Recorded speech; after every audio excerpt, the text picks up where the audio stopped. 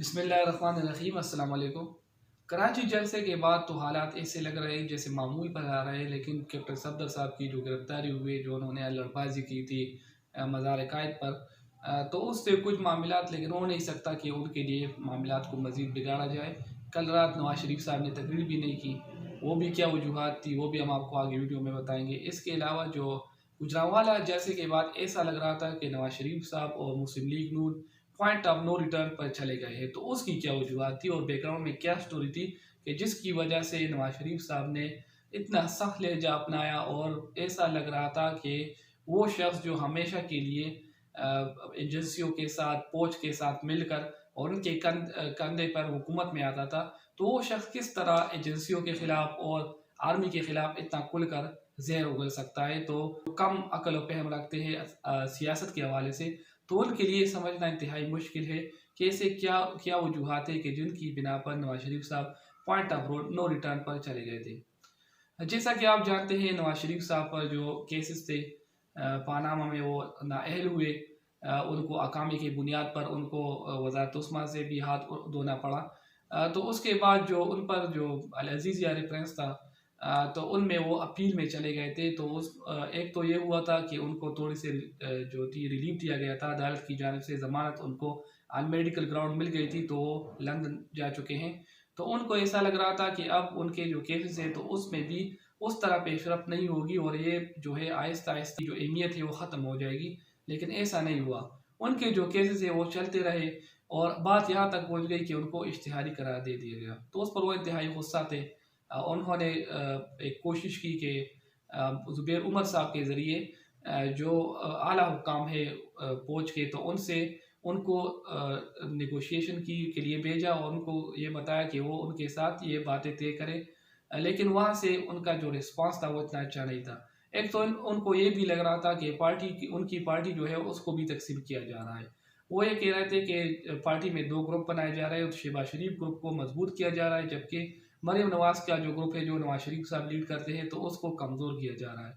तो इस हवाले से भी उनके कुछ रिजर्वेशन थे और जो नवाज शरीफ साहब और मरीम नवाज साहब के ग्रुप के जो बंदे हैं उनकी भी केसेस बहुत तेज़ी से आगे बढ़ रहे हैं। तो इनको ऐसा लग रहा था कि उनकी जो हिमायती है पार्टी के अंदर, तो उनको वो आहिस्ता आहिस्ता साइडलाइन कर रहा है और ऐसा होगा कि शहबाज शरीफ ग्रुप जो होगा वो हावी हो जाएगा।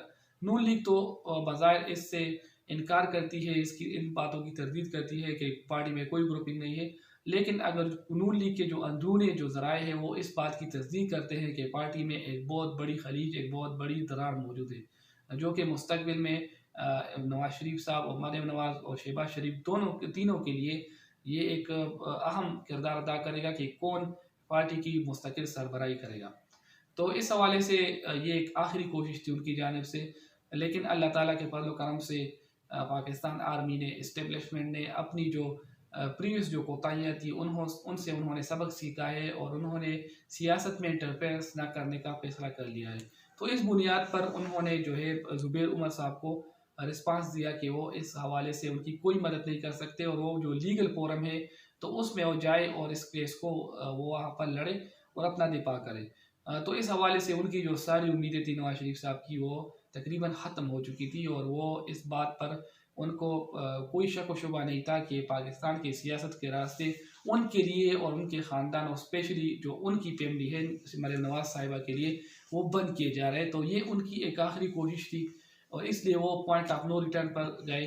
अगर दूसरी जानब आप देखें तो जरदारी साहब अब भी जो है तो अच्छी तरीके से खेल रहे हैं और वो कोशिश कर रहे हैं कि अभी भी चीज़ें ठीक हो सकती हैं।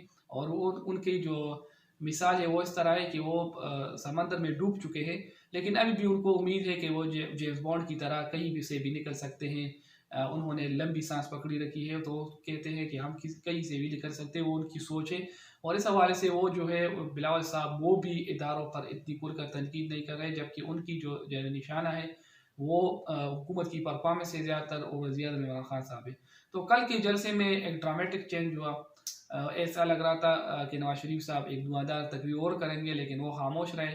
वो उसके पीछे क्या मसलहत है ये तो उनको पता होगा। लेकिन जो ज़राए बताते हैं तो ये बताते हैं कि उनको खामोश करवा दिया गया है, उनको पैगाम भिजवा दिया गया है और हो सकता है वो मुस्तकबिल में भी खामोश रहे। इसके अलावा मरीम नवाज साहिबा भी कल उनकी जो स्पीच थी तो उसमें बाजवा साहब का, आर्मी चीफ साहब का, या जो वज़ीर आज़म साहब के साबिका जो इत्तलात के मुशीर थे आसिम बाजवा साहब, तो उनका जिक्र नहीं था। तो इससे भी ये बात सामने आ रही है कि उनका अब जो हदफ है वो सिर्फ और सिर्फ हुकूमत है। इसके अलावा बिलावल साहब ने भी खुल कर कहा कि हम एक पेज पर है और हुकूमत को और इस्टेब्लिशमेंट को भी इसी पेज पर आना पड़ेगा। तो ये एक वाज़ेह इशारा था कि उनका टारगेट गवर्नमेंट को हटाना नहीं है, गवर्नमेंट को ख़त्म नहीं करना है, बल्कि जो एहतसाब का सिलसिला चल रहा है उसको रोकना है।